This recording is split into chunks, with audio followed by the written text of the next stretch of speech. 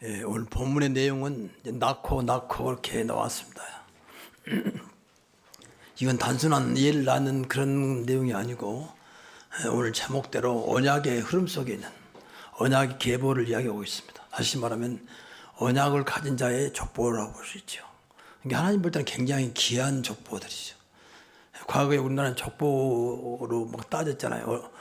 네 족보가 어디 있느냐, 또 네 누구 후손이냐, 이것 가지고 양반이다, 상놈이다 하면서 따졌는데, 이제 그것은 세상적인 것이고요. 오늘 성경에는 이제 이름 하나하나가 하나님 보시는 아주 귀한 언약의 흐름 속에 있는 사람들이었습니다. 물론 이 사람들이 끝까지 언약을 붙잡고 성공한 건 아닙니다. 그러나 일단 하나님 언약의 백성을 세웠다는 거죠. 우리가 구원받았단 말은 언약의 백성으로 이제 삼으신 것이죠. 근데 이것을 이제 못 당하니까 이제 문제가 되는 거죠. 신분은 아주 어마어마한데 그 신분에 맞는 삶이 안 되는 거죠. 그래서 금년에는 오직 그리스도의 복음에 합당하게 생활하라 그랬습니다. 삶. 이제 그러면 됩니다. 하나님은 언약이 하나님이고 성경 자체는 언약입니다. 창세기부터 요한계시록까지 하나님의 언약으로 이제 다 기록되어 있지. 다시 말해 하나님이 약속한, 하나님은 하나님 중심을 가지고 일방적으로 약속을 주었죠. 그 약속을 붙잡은 자를 축복하셨고 이 약속 속에 들어온 자를 언약의 백성이라 그렇게 말합니다. 그러니까 하나님은 무조건 여러분의 기도에 응답한 게 아니고 이 언약을 성취하시면서 응답하시는 거죠. 그래서 늘 말하기를 언약 붙잡고 기도하라 말한 그 말이에요. 아주 쉬운 예로 내가 언제 너한테 약속했느냐, 이제 그렇게 많이 물어본다면 대답할 수 있어야 되잖아요. 그래서 언약 붙잡고 기도하라는 거죠.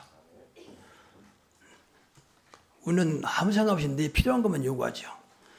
근데 하나님은 그걸 원하지 않습니다. 하나님을 알고 하나님 것을 채워지기를 원하시거든요. 그래서 먼저 보면 1장 1절에 아브라함과 다윗의 자손 예수 그리스도의 계보라고 했습니다. 그러니까 언약 붙잡은 아브라함과 후대 신앙의 계보를 이제 기록하고 있는 것이죠. 아브라함 때부터 예수 그리스도까지 언약 잡은 자들. 원래 예수 그리스도 자체가 언약인데 사람으로 오셨기 때문에 이때는 인간을 구원하시려고 사람을 구원하시려고 사람으로 오셨기 때문에 예수 그리스도까지를 말합니다. 그리고 구체적으로 말하면 이제 초대교회나 안디옥 교회, 노마 심자 이런 사람들이 전부 다 언약의 흐름 속에 있는 사람들.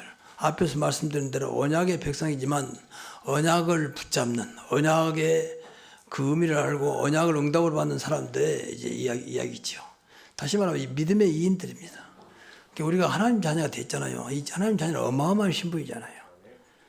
절대 변하지 않는, 절대 망할 수 없는 신분이거든요. 그런데 우리는 전혀 그렇게 생각하지 않잖아요.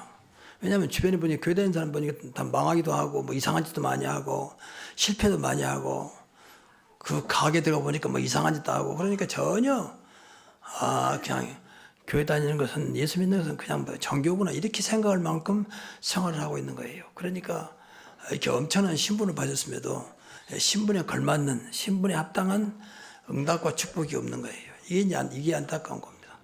그러니까 언약의 백성들이 이렇게 있음에도 불구하고 이 사람들이 다 하나님 축복을 받는 건 아닙니다. 예를 들면 중간에 므낫세가 나옵니다. 이 므낫세는 히스기야의 아들이거든요. 구약시대에 가장 믿음 좋은 왕 중에 하나가 히스기야입니다. 그 아들이 므낫세예요. 근데 므낫세는 아주 악한 왕이거든요. 아버지는 전부 다 우상을 없앴는데 아들은 전부 다 우상을 다시 세우는 이런 악한 왕이 됐습니다. 그러니까 이 므낫세도 분명히 언약의 백성인데 이렇게 엉뚱한 길 가는, 지금도 마찬가지죠. 예수 믿는 사람이 저럴 수 있겠냐? 얼마나 저럴 수 있죠. 예수를 분명히 믿고 처음에 영접했는데 분명히 예수께서 영으로 내 안에 계시는데 이 자식을 아예 부인하니까 안 믿으니까.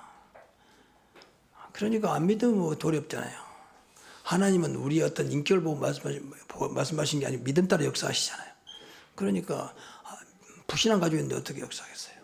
그래서 예배드리는 거 가장 중요한 것은 믿음을 회복하는 겁니다. 말씀 듣고 그렇지, 하나님은 살아계시지. 그러니 말씀대로 하면 되는 것이지. 이렇게 믿음을 한번 회복하는 것이지. 이게 제일 큰 은혜는 예배예요. 하나님 은혜를 줘야 되거든요. 그러면 그때 나도 모르게 믿어지는 거, 순간적으로. 근데 예배 참석 안 해버리면 아무리 뭐 성경 많이 읽고 해도 하나님께는 은혜를 안 줘요. 뭐 약간은 다 주겠지, 자녀니까. 그러니까 은혜를 안 주면 믿음이 자라지 못합니다. 아는 것은 많은데 이 가슴은 텅텅 비어 있는 거죠. 이제 이게 안타까운 거죠. 늘 들어서 아는데 믿음은 없는 이런 사람들이 교회를 이제 오래되다 보니까 이상한 소리하고 내가 먼저 왔다가 탓해도 모르기도 하고 우리 교회는 그런 거 없으면 너는 다른 교회는 그런 게 많다고 그래요. 왜냐면 오랫동안 다녔으니까 교회 흐름 잘 알잖아요. 근데 전혀 믿음도 없고 언약이 뭔지도 모르고 복음이 뭔지도 모르는 이런 안타까워. 그래서 하나님은 누구든지 언약 잡은 자를 쓰십니다. 이 본문에 보면은 여자들이 한 6명 나오는데 그 제일 먼저 나오는 것이 이제 다말입니다. 다말 그리고 라합. 이 사람들은 인간적으로 볼 때 사실은 좀 이해할 수 없는, 조금 다르게 말하면 손가락질 대상이 될 수밖에 없는 그런 사람들이에요. 다말은 시아버지하고 관계를 통해서 아들을 낳거든요. 그게 근친 상관이 돼요. 그리고 이 라합은 기생입니다. 기생 라합. 기생이 아무리 해도 기생은 기생이잖아요. 이런 사람들이 언약으로 딱 들어오는 거예요. 룻도 마찬가지 이방인이냐. 바스바는 누구냐? 나중에 다윗하고 만났던 우리아의 아내. 원래는 우리아가 남편이에요. 근데 다윗이 어느 날 그 여자를 보고 이제 반해가지고 자기 부하의 여자를 취하는 거죠. 그러니까 뭐 이건 뭐 인간적으로는 전혀 이해가 안 되는 거죠. 더 나아가서 무슨 일까지 하느냐. 그 부인을 자기 부인도 삼아야 되니까 최전방에 보내가지고 전쟁에 죽게 만들어. 이게 얼마나 악합니까? 근데 이 사람이 나중에 이제 솔로몬의 어머니가 되는 거예요. 이해가 안 되죠. 또 마리아도 뭐 사실은 정상적인 처녀였지만은 어쨌든 간에 하나님의 성령으로 잉태했지만 결혼하기 전에 자식을 낳거든요. 이제 그분이 그리스도입니다. 그러니까 이런 것들 전부 다 인간 생각에서는 전혀 이해할 수 없는 이게 이제 문제거든요. 여기서 많은 사람들의 신앙생활이 딱 수석돼 버립니다. 어찌 이럴 수가 있겠냐. 어찌 목사님이, 어찌 장로님이, 어찌 사모님이 이럴 수가, 이런 식으로 나가는 것 같은 거예요. 전혀 언약으로 보지 못하고 단순히 인간적으로 보는 거죠. 이게 율법이거든요, 사실은. 이게 인본주의고요. 이것을 뛰어넘지 못하면 계속 걸리는 겁니다. 아무리 교회가 뭐 이상한 사람, 좋은 사람 모여도 사람들이 모인 곳이잖아요. 그러면 실수할 수 있고 내 눈에 안 들 수도 있거든요. 또 이해할 수 없는 것도 많습니다. 이것을 감당이 안 되는 겁니다. 그러니까 상처받고 결국 이제 못 견디다 보면 교회를 옮기기도 하고 떠나기도 되죠. 이게 한마디로 말하면 이 언약을 몰라서 그래요. 언약이 얼마나 크냐. 어떤 것도 문제 안 되는 만큼 어마어마한 거거든요. 그러니까 언약, 이 사람들은 전부 다 신분은 사람들 앞에 손가락 대상이었지만 언약을 잡았던 거죠. 그러니까 하나님께서 이 사람들을 아주 귀하게 쓰죠. 예수님이 족보에 쫙 올려불잖아요. 이걸 일 잘해야 돼요. 그럼 아무리 그냥 살고 언약만 잡으면 된단 말이냐. 그 말은 아니지만 그럼에도 불구하고 여러분 정말로 언약 잡으면 하나님 그 언약이 너무 크기 때문에 이런 것들을 문제 안 되도록 하신다는 거죠.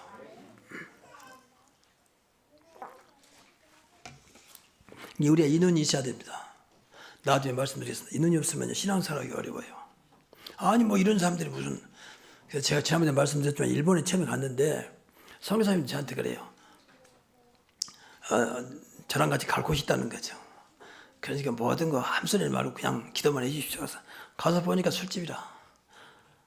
근데 교회, 그 사람이 교회 나오고 있다는 거죠. 그러니까, 근데 술집에서 술 팔고 나아가서는 이제 또 뭐 심할 때는 또 이상한 짓도 할 수 있는 그런 자리거든요.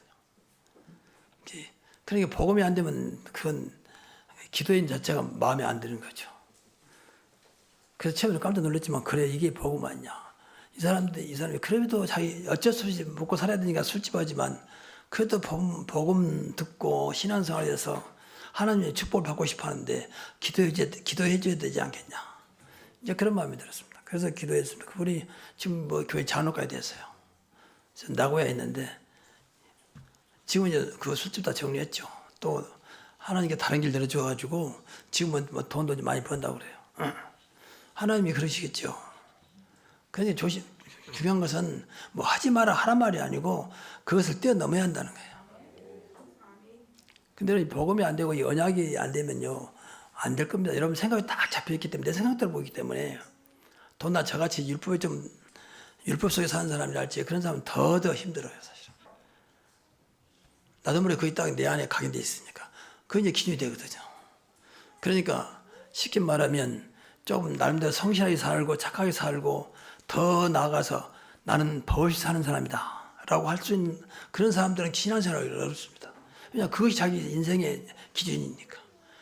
나 남한테 해롭게 한 적도 없고 또 남이 보든지 한번 나는 착하게 살고 바르게 살고. 그러니까 이런 눈으로 세상을 보니까 교회 보니까 엉망이거든. 보니까 절에 장로라는 사람이 집사라는 사람이 그러니까 이제 더 이상 문이 안 열린 거죠. 그러면 신앙생활 못하는 거죠. 그게 문제입니다. 그래서 율법주의랄지 이 도덕이나 윤리 같은 것들이 필요하지만 여기에 붙잡히면 안 됩니다. 어떤 것도 세상 것은 붙잡히면 안 돼요. 오직 복음에 오직 그리스도 언약에 붙잡혀야 돼요. 그래야 나도 살고 그 삶 살릴 수 있어요. 참 그거 쉽지 않습니다. 마음대로 안 됩니다. 그래서 늘 각인 뿌리채이자 말이 나오는 거예요. 마음대로 안 되니까 그래 참아야지, 그래 넘어서야지, 이겨내야지 그런 마음을 가질 수 있습니다. 그런데 그것까지 되는 게 아니잖아요. 순간적으로 가능하지만 그건 지속이 안 되잖아요. 여러분이 결단도 필요하지만 결단보다도 결단될 수밖에 없도록 각인 뿌리채일 돼야 되잖아요. 자연스럽게 아무것도 아닌 것이 그냥 넘어가야 되잖아요. 이제 이게 제일 우리의 걸림돌이고 이걸 마귀가 가장 잘 이용합니다. 너무 잘 알기 때문에. 전부 다 자기 기준이에요. 자기 기준. 그 살아온 자기도 모르게 각인된 그 기준이거든. 그래서 우리가 늘 말하기를 나라고 하는 또 다른 것이 나를 지배하지 못하도록 그게 창세기 3장 아닙니까? 그래서 벗어나야 되는 것입니다. 그래서 우리 교회가 정말로 언약의 여정을 가는 그런 우리 교회가 되었으면 좋겠습니다. 다른 것에 관심 없이 교회 풍도 좋고 교회 여러 가지도 좋지만 더 중요한 항상 중심은 언약이 딱 돼 있어야 돼요. 금년에 우리 표처럼 정말 오직 그리스도의 복음에 합당한 생활할 수 있을 만큼 각인 뿌리채일 되면 돼요. 그러면 답니다. 다른 것은 되게 돼 있다니까요. 정말이요. 그래야 하나님의 은혜를 체험하지. 이야, 이상하다. 나는 오직 복음 속에 있었는데 오직 언약만 붙잡았는데 어떻게 이럴 수가 있겠냐. 여기까지 체험을 해야 돼요. 그래야 신앙생활이 편하고 진짜 감사가 나오고 더 나아가서 세상 말로 신나는 것입니다. 이상하다. 한 것도 없는데 왜 이렇게 언약만 딱 붙잡고 기도했는데 하나님 이렇게 역사할까. 이런 것들이 늘 그냥 믿어야지, 언약 붙잡고 기도해야지, 늘 그런 생각도 나쁜 건 아니지만 그걸 넘어서야 돼요. 자연스럽게 기도가 되고 자연스럽게 언약 속에 들어가고 자연스럽게 그리스도로 끝나야 되고 그러면 됩니다. 그래서 그렇게 되기까지 그래서 늘 기도하는 말이 그 말이거든요. 기도해야 각인됩니다. 제 경험으로는요. 기도하지 않으면 머리만 생각하면 절대 각인 안 돼요. 그래서 기도해서 나도 모르게 내 안에 딱 박혀버리도록 해봐. 그러면 됩니다. 여러분이 어떤 말도 계속 듣다 보면요. 나도 모르게 각인되잖아요. 그러니까 북한 저희들이 그렇게 김일성이, 김정은이 그 사상에 늘 각인되니까 그 어린아이들도 막 이상한 소리 하잖아요. 그렇게 듣는 것도 이렇게 무섭습니다. 근데 내가 계속 그걸 붙잡고 기도했다? 당연한 거죠. 어마어마한 거죠. 그러니까 모든 걸 스스로 될 때까지 언약 붙잡고 24시간 기도 속에 들어가자 그 말입니다. 그럼 언약을 구체적으로 말하면 늘 말하지만 언약의 시작은 그리스도입니다. 메시아죠. 창세기 3장 15절부터. 이걸 잡은 사람들의 이야기가 성경 이야기예요. 아브라함도 이삭도 야곱도 전부 다 창세기 3장 15절 딱 잡고 여자의 후손이 뱀을 상하게 할 것이요. 여자의 후손은 그리스도입니다. 메시아입니다. 뱀이라는 것은 사탄입니다. 사탄을 이길 수 있는 건 어떤 것도 없다. 오직 여자의 후손인 그리스도밖에 없다. 이것이 원시복음 창세기 3장 15절. 그 출애굽기 3장 18절, 더 나아가서 마태복음 10장 17절, 또 이사야 7장 14절 이런 것들이 전부 다 하나님이 주신 영원한 언약이거든요. 이거 붙잡으면 어떤 경우도 일어날 수 있다. 얼마나 언약이 크냐. 출애굽기 3장 18절에 보면 피 언약. 그때는 어린 양이고 지금은 십자가의 피죠. 근데 이걸 발랐더니 400년 동안 노예 생활이 완전히 끝나버리는. 그래서 해방받잖아요. 그만큼 어떤 것도 가능한 능력이 있습니다. 이걸 붙잡자고 말이에요. 여러분의 오랫동안 가문의 저주가 진짜 피 언약 붙잡은 그 순간에 무너지는 줄로 믿습니다.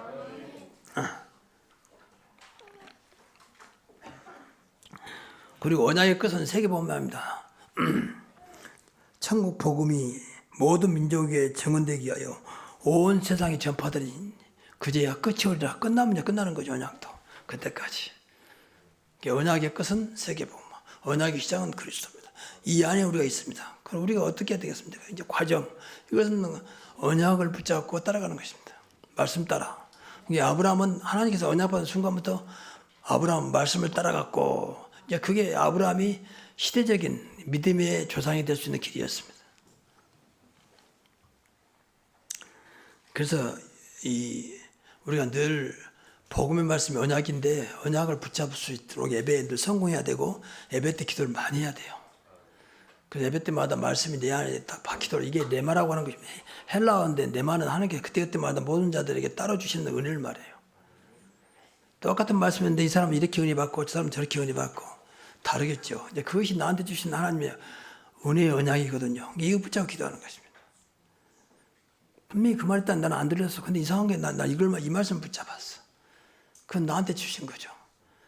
그러니까 예배 때 말씀에 집중하는 말은 그 말입니다. 그래서 예배 때마다 답을 찾고 그 답이 한 주 한 달의 기도 제목이 돼야 한다 그 말이죠. 그러면 살아요. 그럼 1년이면 52주입니다. 50개입니다. 50개만 계속 생각해 보세요. 얼마나 내가 살아나겠습니까? 이것으로는 세상을 살리고 내가 살고 우리 가문을 살려야 한다니까요. 열심히 나가서 돈 벌고 잘한 것도 중요하지만 그것 갖고는 살리는 게 아니에요. 우선은 생활 될지 몰라도 근본적인 절대 못 살립니다. 자식이 삐딱하게 해서 나가는데 돈 내겠으면 돈 가지고 더 이상한 짓 하는데 되겠어요. 그런 가정도 있잖아요. 어떤 집은 돈이 없어 난리인데 어떤 집은 돈이 있는데도 삐딱하게 가지고 계속 부모를 힘들게 하고 가정을 여들게 만든 그런 가문도 있잖아요. 그러니까 이런 것이 아니면 그런 건 절대 살릴 수가 없습니다. 그래서 끝까지 오직 언약 붙잡고 그리스도 이름으로 승리하시기 바랍니다. 그래서 우리가 끝까지 항상 끝까지 언약 붙잡고 입사하셔야 그러면 돼요. 그럼 분명히 하나님께서 그때부터 진짜 여러분이 언약 붙잡았다면요, 그 순간에 하나님 나라 이루어지고 그 순간에 분명히 하나님께서는 축복을 주십니다. 그러니까 언약 잡은 대로 응답하신다 그 말이에요. 누가 뭐라 해도 성경 말씀이 어마어마한데 그것이 내 것이 돼야 되잖아요. 우리에게 주신 거라면, 나한테 주신 언약이라면 내 것을 만들어야 할 거 아닙니까? 남 이야기처럼 들면 안 되죠. 성경 이야기가 여러분의 이야기요 나의 이야기가 돼야 되잖아요. 그럼 오늘 나온 마태복음 1장 1절은 이제 그 얘기거든요. 그러니까 이제 이번 주부터는 이제 마태복음 들어갔는데 계속 마태복음 한단 말은 아닙니다. 그러나 흐름이 마태복음의 사복음서 중에서 마태, 마가, 누가, 요한복음 중에서 마태복음은 이제 왕으로 오신 그리스도를 말하고 있거든요. 마가복음은 죄인이 아닌데 제 사함을 주시려고 오신 그리스도. 그리고 누가복음은 사람으로 오신 그리스도. 요한복음은 하나님이신 그리스도를 말하고 있거든요. 이제 크게 보면 그렇다고 말이죠. 그래서 사복음서를 말해도 그리스도를 말하는 거예요. 그러니까 복음서라고 이렇게 말한 거죠. 마태가 본 복음서, 마가가 본 복음서, 또 누가가 본 거, 또 요한이 본 거. 그래 자기 나름대로 보는 눈이 좀 다르지 약간씩. 그리스도를 어떻게 말하고 있는지. 여러분도 마찬가지로 말이에요. 똑같은 말씀만 들었는데 나한테 주신 은혜가 다를 수 있다고 말이죠. 그래서 그것보다 내 말아 그런다. 내 말을 붙잡아야 돼요. 그래서 그것이 꼭 반드시 여러분의 매일의 기도 제목 속에 들어올 수 있도록. 그러다 보면요, 그것이 내 생활로 다 연결됩니다. 오늘도 예를 들면 우리 사업장에 오늘도 이 말씀이 성취되게 하옵소서. 직장 생활에 이 말씀이 증거되게 하옵소서. 일단 기도는 할 수 있잖아요. 자꾸 말씀으로 이렇게 이어나가야 말 그대로 사단의 역사를 못하고 하나님 나라가 계속 이루어지는 거죠. 그 말씀 있는 것은 말씀은 하나님이기 때문에 이제 보좌의 축복이 임하는 것이죠. 그리고 여러분 잘 아는 창세기 3장, 6장, 11장부터 이제 12문제에서 완전히 벗어나게 됩니다. 더 이상 12문제가 여러분의 문제가 안 된다는 거죠. 그래서 아브라함은 여러분 잘 아는 대로 창세기 3장, 6장, 11장을 뛰어넘는 사람이요. 그래서 하나님은 아브라함 때부터 믿음의 조상으로 세웠어요. 물론 그 앞에 노아도 있었고 그 앞에 또 족보도 있습니다. 그런데 그 사이에 창세기 3장, 6장, 11장을 있었기 때문에 그 속에서 벗어나지 못한. 근데 아브라함은 그 속에서 벗어나서 하나님의 언약을 붙잡고 이제 믿음의 조상이 된 것입니다. 그래서 12장에 말씀하신 거예요. 11장은 이제 바벨탑 사건 아닙니까? 거기서 완전히 벗어난, 저주의 땅에서 완전히 벗어나서, 그래서 갈대우를 떠나라 그 말은 저주의 땅에서 벗어나라 이 말이거든요. 내가 너를 큰 민족을 이루고 너를 창대하게 하니 너는 복이 될지라. 너를 축복한 자를 내가 복을 내리고 저주한 자를 저주할 것이다. 너로 말미암아 네 씨로 말미암아 모든 민족이 복을 받을 것이다. 완전하게 언약의 축복을 딱 주신 거죠. 그래서 보통 우리가 말할 때 아브라함 때부터 이제 우리 신앙이 시작된다 그렇게 말합니다.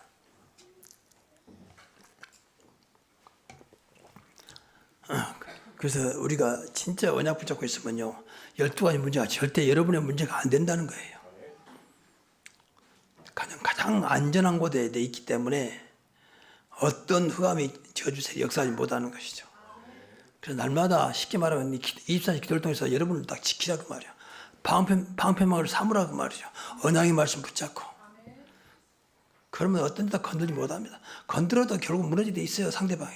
너를 저주한 자를 내가 저주하라 그랬잖아요. 은비의 권세가 이기지 못하라 그랬잖아요. 평강의 하나님께서 속히 사단을 너희 발 앞에 상하게 한다고 했잖아요. 꼭 이 말씀 믿어야 돼요. 그 실컷 당하고 나중에서 깨닫지 못한 사람 많습니다. 깨달아도 벗어나지 못한 사람 많아요. 왜? 자기 것에 딱 잡혀 있으니까. 여러분 죄송합니다. 용서하고 드립시오. 여러분의 가지고 있는 생각은요, 전부 사단에 완전히 노출되어 있어요. 살아온 어떤 경험들이 전부 사단에 통로가 되고 있거든요. 그러니까 거기서 못 벗어나면 늘 사단의 심부름 받는 거예요. 본인도 모르게. 본인이 싫어하든 좋아하든 늘 사단의 도구가 되는 거예요. 그걸 보면 너무 안타까운 거죠. 어떻게 말했지? 저런 다 그렇게 신앙생활 하는 사람이 저렇게 사단의 도구가 돼가지고 이상한 소리 하고 이상한 짓 하고 참 안타까울 때 많죠. 분명히 구원 받았는데 말이죠. 이게 하나님을 제일 안타까워하실 겁니다. 내 자식인데 구원 받으면 하나님 자녀 아닙니까? 어떻게 저럴까 말이야. 그래서 성경에 보면 말할 수 없는 탄식으로 울리에서 간구한다 그랬어요. 저는 그 말이 너무 와닿는 거 있죠. 하나님도 인간적으로 볼 때, 하나님은 탄식할 뿐이 아니지만 인간적으로 표현할 때 말할 수 없는 탄식으로 너희를 간구한다.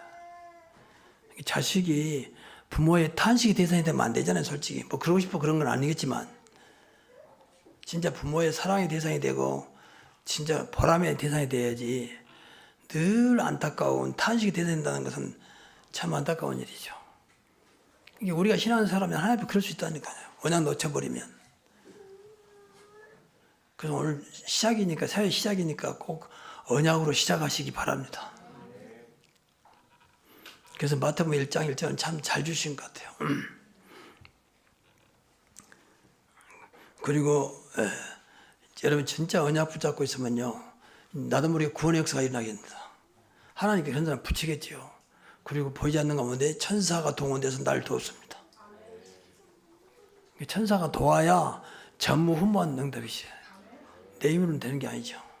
근데 늘 우리를 위해 천사가 존재하고 있기 때문에 성경대로 말하면 뭐 하나님의 사자지만 또 우리를 위해 존재하고 있단 말이에요. 그래서 히브리서 1장에 보면 나왔잖아요. 우리를 부르는 영이라, 우리가 부르는 영이라 했잖아요. 근데 그렇게 말해버리면 사람들이 또 이상해 보니까 하나님은 우리 중심으로 이끌어가시지 천사 중심으로 이끌어간 게 아닙니다. 성경 말씀도 우리를 위해 주신 것이지 천사를 준 게 아니라 그 말이에요. 그러니까 천사가 보이지 않으니까 하나님의 사자라는 것 때문에 좀 능력이 보이지만 사실은 우리 아래에 있습니다. 그러니까 이것을 언제 발견하느냐. 여러분 천국 가면 천사가 우리를 수종 드는 그런 장면을 볼 겁니다. 맞구나. 천사가 우리를 수종 들고 있구나. 다시 말하면 우리의 비서처럼 우리의 또 심부름꾼처럼 우리를 도와요. 이게 원래 천사의 자리입니다. 지금 안 보인 것 때문에 우리가 천사를 굉장히 높이 보고 더 힘든 것은 느끼지만 사실은 그렇지 않습니다. 우리에게 천사를 움직여서 힘을 주셨습니다. 그러니까 기도할 때마다 천사가 나타나서 돕잖아요. 뭐 히스기야가 기도하니까 아수르 군사 18만 5천을 천사가 나타나 꺾어버리잖아요. 또 초대교회가 핍박하면서 교인들이 중재할 중심으로 간절히 기도했더니 천사가 나타나서 헤롯당을 완전히 꺾어버리잖아요. 당시 헤롯당이 예수 믿는 사람들을 굉장히 핍박하고 야고보 죽이고 또 베드로도 죽이려고 감옥에 가다 놨죠. 그때 교인들이 교회에서 간절히 기도했습니다. 그때 천사가 나타나서 베드로를 풀어주고 그리고 그 핍박했던 헤롯당을 단번에 추위 먹어 죽도록 벌레 먹어 죽은 사람입니다. 비록 왕이었지만 분명히 천사가 친히 벌레가 충이 먹어 죽으니라 그랬거든요. 그러니까 천사가 사실 우리 기도하는 걸 돕고 여러 가지로 우리 필요한 걸 도와줍니다. 우리는 그걸 또 안 믿으니까 이제 문제죠. 그래서 늘 천사를 여러분이 기도 속에서 이용하시기 바랍니다. 그래야 돼요. 오늘도 천사를 보내서 우리 아이 있는 곳에 돕게 하시고 악한 영이 틈타지 못하게 하시고 그 길을 인도케 하옵소서. 기도를 통해 늘 성경에 나온 그대로니까. 근데 우리는 그런 것에 관심 없잖아요. 왜냐하면 평소에 안 보이니까. 그냥 눈에 보인 것만 쫓아기 바쁘죠. 그래서 늘 기도하시라 그 말. 그러면 하나님께서 영안을 열어주실 겁니다. 결론적으로 언약의 흐름 속에서라. 절대 언약에서 벗어나면 안 돼요. 하나님 지금도 언약의 흐름대로 역사하시기 때문에 언약 밖에는 저주입니다. 언약 밖에는 사탄이 기다리고 있습니다. 그래서 늘 언약 붙잡고 항상 말할 때는 언약을 통해서 주신 은혜를 말할 수 있도록. 그래서 여러분의 가문이 언약의 흐름 속에 있는 가문이 돼야 돼요. 방금도 말했지만 이 흐름 속에 이상한 사람 많이 있거든. 아까도 말했지만 문하세 같은 이상한 사람들. 저는 그거 보면 너무 안타까운 거 있죠. 어떻게 문하세가 나왔을까 말이야. 그렇게 훌륭한 아버지 밑에서 말이죠. 당시에 이스라엘 여러 왕들이 있었는데 그중에 아주 믿음적인 왕이 히스기야거든요. 근데 어쩌다가 그 아들 임나서 나오는 거죠. 그런데 그 이유는 뭐 성경에 기록 안 됐지만 내 추론해 보면 너무 뻔해요. 그렇게 믿음적인 히스기야도 아들이 펑 빠져가지고 아들밖에 몰라요. 왜냐하면 아주 늦게 자기가 죽을 병에 걸렸는데 하나님께서 살려주잖아요. 다시 사는 그 기간 동안 낳은 자식이 문하세라. 그러니까 얼마나 귀하겠습니까? 그러니까 뭐 언약이가 뭐가 없어. 아들 자체가 귀한데 뭐 예쁜데 뭐 이게 조심해야 돼요. 뭐 교육은 뭐가 없어. 무슨 내 손자인데 뭐 이게 이제 문제거든요. 그것은요 스스로요 손자를 버린 거예요. 스스로 자식을 버린 거예요. 늘 하나님 앞에 서 있음을 기억해야 됩니다. 내 아이도 내 손자도 완전히 하나님 주신 것이고 하나님 앞에 서 있다고 생각을 해야 돼요. 그래야 그 아이가 하나님을 떠나지 않습니다.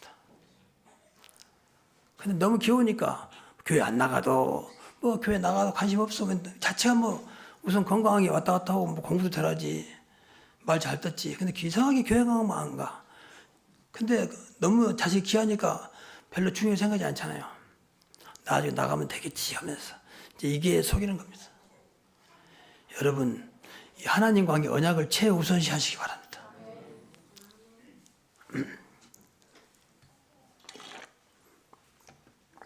어떤 것과 언약은 비교할 수가 없어요. 아무리 백세 난 아들이라 할지라도 언약보다 앞서면 안 됩니다. 그래서 하나님은 아브라함을 여러 가지 의미가 있지만 우선 네 아들 이삭을 바쳐라. 내가 볼 때 인간적으로는 너무 아들에게 빠진 것 같아요. 그러겠죠. 100살이 났는데 얼마나 귀하겠습니까? 더군다나 아들을 말이죠. 그러니까 하나님 주신 거 알았으면서도 늘 오직 이삭. 오직 하나님 그래야 되는데 오직 이삭이란 말이죠. 혹시 여러분 그런 사람 없습니까? 오직 내 아들, 오직 내 딸, 오직 내 손녀, 손자 그런 사람 없습니까? 그건 조심해야 됩니다. 오직 속에 들어갈 것은 아무것도 없습니다. 오직 그리스도요. 오직 하나님밖에 없습니다. 그래야 내 자식도 살고 손자 살고 나도 살아요. 근데 그렇게 생각 못하죠. 이게 제일 안타까운 겁니다.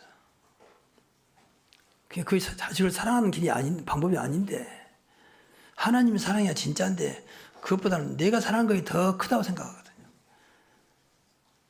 그런데 그런 자식이 커서 끝까지 부모 마음을 기쁘게 하지 않을 것입니다. 어떤 데 속상하게 만들기도 하고 어떤 데는 솔직히 말은 않지만 어떠다가 저런 걸 낳았을까 할 만큼 안타까울 때도 있고 아마 그런 자식이 될 겁니다. 왜 하나님과 관계 없었습니까? 마귀가 가만히 안 놔둘 것입니까? 그래서 후대가 정말로 언약의 흐름 속에 절대 벗어나지 않도록 가르쳐야 돼요. 이걸 각인시켜야 됩니다. 끝까지 그리스도, 끝까지 하나님 나라, 끝까지 성령 충만해라. 끝까지 말씀 붙잡아라. 그래서 말씀으로 키워야 돼. 복음으로 키우고 말씀으로 키운 것이 최고요. 그래서 어린 아이들 예배 데리고 오라고 말이죠. 아이들이 예배 드린다는 것이 우선 아무것도 모르는 것 같아도 다 들어요, 영어로. 뭐 정확하게 말은 못하지만. 그러니까 예배 한번 드리는 것이 얼마나 중요한지 모릅니다. 좀 바꿔 말하면 아무리 신앙을 잘해도 예배 놓치면 다 놓치는 거예요. 잘한 것도 아니죠. 그러니까 아이가 커가면서 이상하게 교회를 안 나온다. 그 아이는 이제 점점 하나님과 멀어지고 있다고 봐야 되거든요. 하나님과 멀어지면 영으로 볼 때는 사단과 마귀와 가까워지고 있다고 봐야 돼요. 그렇지요. 빛이 멀어지면 어둠 속에 들어올 수밖에 없잖아요. 하나님은 빛이고 그리스도는 빛이고 마귀는 어둠이잖아요. 근데 그렇게 생각하지 않죠, 여러분이. 뭐 다음에도 나오면 되지 이런 식으로. 다음은 없습니다. 다음은 하나님 손에 있는 것이지 우리한테 있는 게 아니에요, 사실은요. 하나님은 지금 보고 계신 거죠. 그래서 기도를 많이 해야 돼요. 마음대로 안 되니까. 그래서 모든 것을 다시 한번 봐서 언약을 눌러봐라. 그래서 여러분 신앙생활하면서 어떤 것도 여러분 마음속에 걸림돌이 안 되도록 상관없다. 뭐 문제될 거 없다라고 딱 해야 돼요. 성경도 언약의 눈으로 봤고 방금도 그러니까 언약의 눈으로 봐야만 이거 이해가 되거든요. 어떻게 다말이만 시아버지하고 어떻게 기생라합이 말이죠. 이런 것들이 이해가 안 되는 거죠. 아까도 말했지만 또 다윗이 어떻게 그 훌륭한 사람이 자기 부하의 아내를 취하기도 하고 말이죠. 이것이 언약으로 한번 절대 이해가 안 되는. 교회도 마찬가지. 여러분 사건도 마찬가지. 사건 생길 때마다 자꾸 다른 거 보지 말고 언약의 눈을 보십시오. 그래야 해답이 보이고 하나님의 계획이 보여요. 그래야 그 사건이 축복이 됩니다. 그때는 어려웠는데 지난만큼 복이라 이게. 하나님 백성에게 일어난 사건들이 어찌 보면 하나님께서 악하게 주겠습니까? 그럴 리가 없죠. 근데 우선 눈에 볼 때는 악하게 보이고 굉장히 힘들게 보이고 어렵게 보이지만 하나님 그것도 하나님 손에 있고 그것도 언약의 흐름 속에 있어요. 지난 시간에 말씀드렸지만 절대 주권 속에 있습니다. 그러니까 하나님 앞에서 보면 하나님 계획이 보이고 계획이 보이면 이제 그야말로 답이 보이는 거죠. 답이 보이면 되는 거 아닙니까? 어떤 문제도 해답 얻으면 문제가 아닙니다. 그 순간부터. 해답 없을 때가 문제지. 그렇잖아요. 해답 보이는데 무슨 문제입니까? 그래서 항상 언약 붙잡고 언약 속에 있으라. 그래서 우리 교회 뭐 전성도 가문이 이런 언약의 대열에 이탈하지 않도록 끝까지 언약 붙잡고 금년 한 해가 언약의 축복을 받는 저와 여러분 되시기를 주의 이름으로 축복합니다. 기도하겠습니다. 하나님 감사합니다. 우리 어쩌다가 이 언약을 알게 하시고 복음을 알게 하시고 그리스도를 알게 하신 하나님, 이 언약 붙잡고 날마다 언약이 성취됨을 보게 하옵소서. 그래서 언약의 가문이 되게 하시고 언약의 후대가 되게 하옵소서. 내 자식은 모두가 다 언약의 후손이요 언약의 제자요 언약의 전도자로 세워지게 하옵소서. 예수 그리스도 이름으로 축복하며 기도하옵나이다. 아멘.